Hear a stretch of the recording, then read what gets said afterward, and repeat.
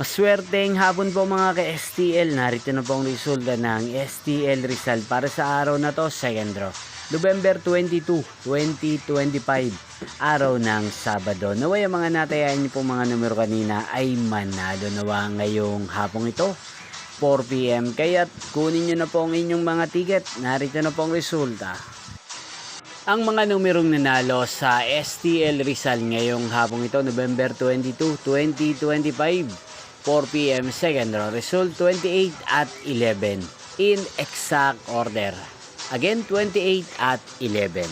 At ngayong hapong ito sa STL Rizal, atin pong i-shoutout si Ate Marta ng Rizal. Shoutout po sa inyo, Ate Marta. Sana po ay nasa maayos kayong kalagayan.